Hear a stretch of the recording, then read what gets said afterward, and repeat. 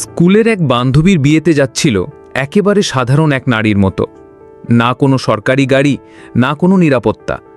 একজন সাধারণ মেয়ের মতো স্কুটিতে করে শহরের কাছাকাছি পৌঁছতেই সামনে পুলিশ চৌকি দেখা গেল। ৩-৪ জন পুলিশ সদস্য চৌকির বাইরে রাস্তায় দাঁড়িয়েছিল এবং মাঝখানে দাঁড়িয়েছিল দারোগা সঞ্জয় কুমার ইউনিফর্মে। সামনে আসতেই সে এসডিএম নীলাম ভার্মাকে হাতে লাঠি দেখিয়ে থামার ইশারা করল। নীলাম ভার্মা স্কুটিটি রাস্তা থেকে নিচে নামিয়ে সাইডে রেখে দিল। দারোগা কঠোর কণ্ঠে বলল, কোথায় যাচ্ছ? দারোগা প্রশ্ন করল। নীলাম ভার্মা বলল, বান্ধবীর বিয়ে, সেদিকেই যাচ্ছি। তিনি খুব ধীর স্বরে উত্তর দিলেন। দারোগা সঞ্জয় কুমার উপরে থেকে নিচ পর্যন্ত তাকালেন। নীলাম ভার্মা ২৭ বছরের এক সুন্দরী নারী ছিলেন।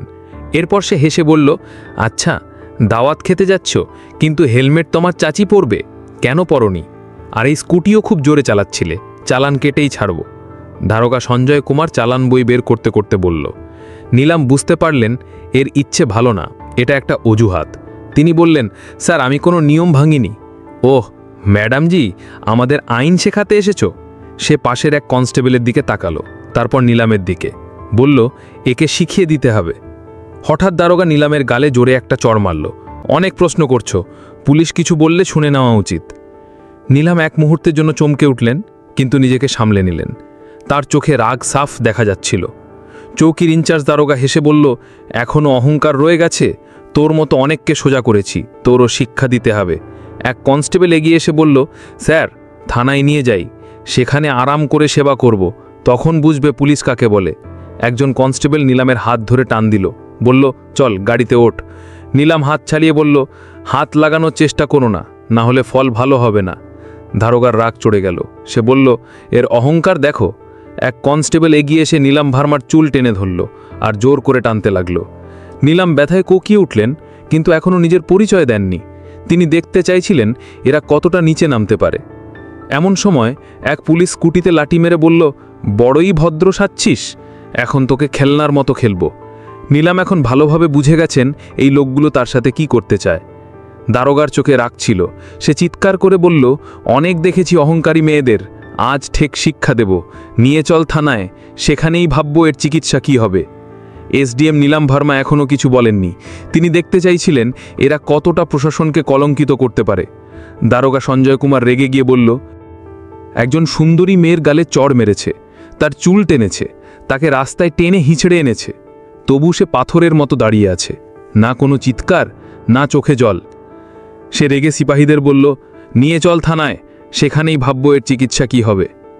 দারোগা হেসে বলল, ওহ, এখন মুখও চালাচ্ছে, চলো থানায়, দেখব কত বড় মুখ আছে তোর।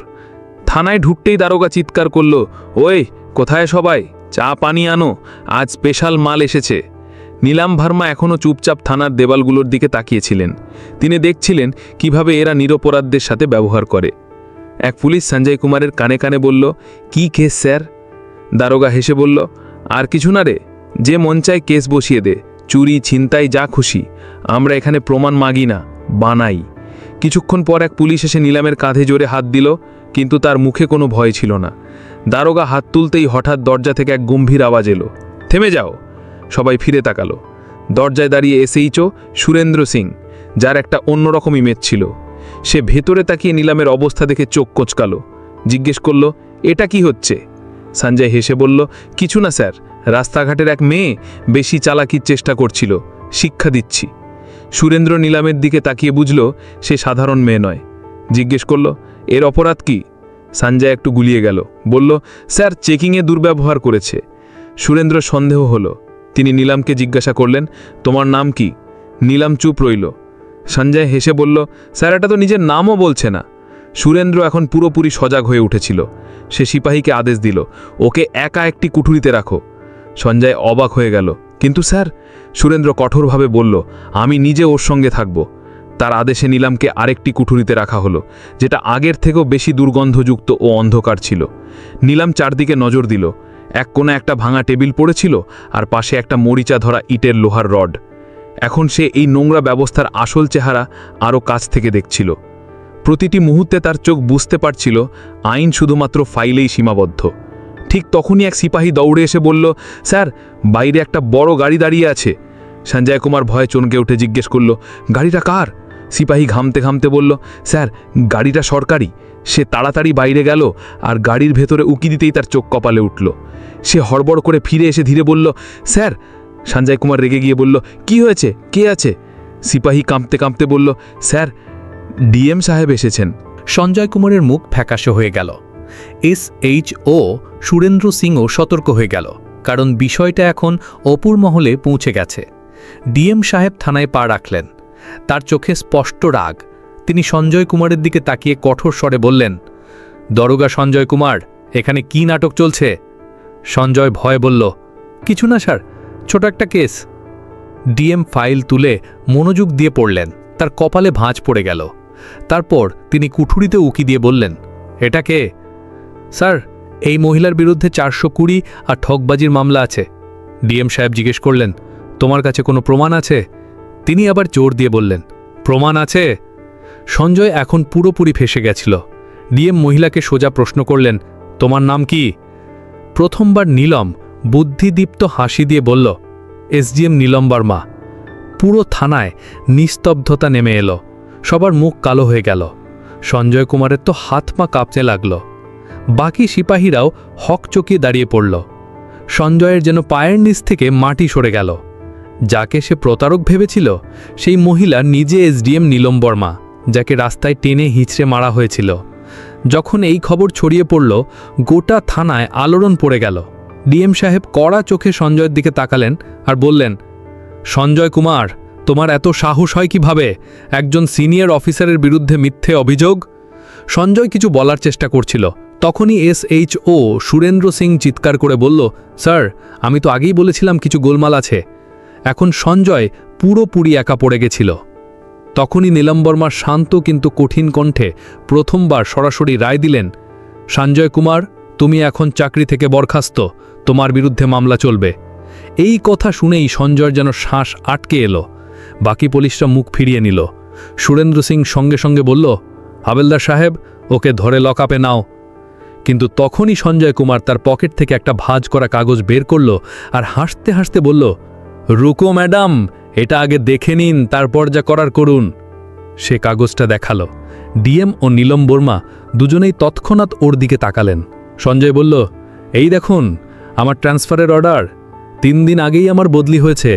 এখন আপনি যত রেগে যান, আমাকে চাকরি থেকে বের করতে পারবেন না। পুরো থানায় আবার স্তব্ধতা। নীলম সেই কাগজটা হাতে নিয়ে পড়লেন।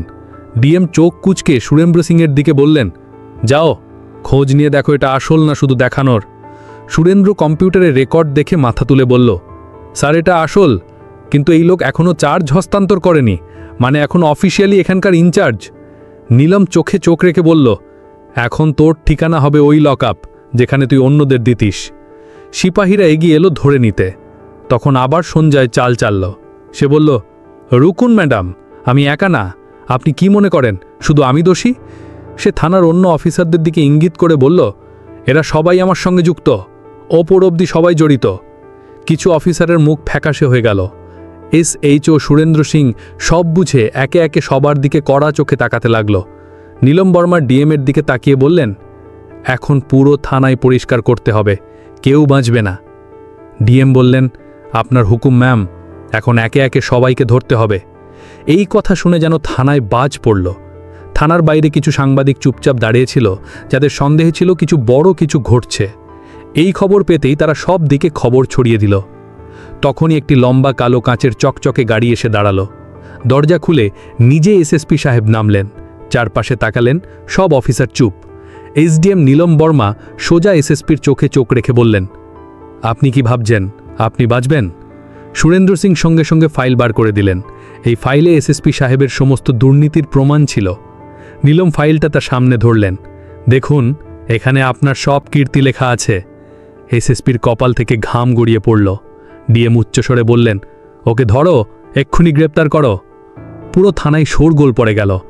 এত বড় অফিসারকে কেউ আগে এভাবে প্রকাশ্যে চ্যালেঞ্জ করেনি। SSPর গ্রেপ্তারের পর পুরো জেলায় ঝড় উঠল। বিষয়টা মুখ্যমন্ত্রী পর্যন্ত পৌঁছে গেল। সেখান থেকে নির্দেশ এলো, যত বড় অফিসারই হোক, যারাই দুর্নীতিতে জড়িত, তাদের সবাইকে ধরো। মাত্র 2 দিনে 40 জনেরও বেশি পুলিশ অফিসার, 10 জনেরও বেশি উচ্চপদস্থ অফিসার আর কিছু নেতাকে গ্রেপ্তার করা হলো। পুরো ফরিদপুর জেলার হাওয়া বদলে গেল। সব জায়গায় এখন একটাই নাম, এসডিএম নীলম বর্মা। তার সততা ও সাহস পুরো পচা সিস্টেমটাকে কাঁপিয়ে দিয়েছিল। এখন প্রশাসনে নতুন গতি, নতুন চিন্তাধারা এবং সবচেয়ে বড় ভয়। কেউ আর নিজেকে নিরাপদ ভাবতে পারবে না। নীলম বর্মার কাজ শেষ। তিনি দেখিয়ে দিলেন, যদি মনের ইচ্ছা ও উদ্দেশ্য পরিষ্কার হয় তাহলে গোটা দেশকেও বদলানো যায়। তো বন্ধুরা, যদি এই গল্পটি ভালো লেগে থাকে তাহলে লাইক করুন, চ্যানেলটি সাবস্ক্রাইব করুন আর বেল আইকন চাপুন। ধন্যবাদ।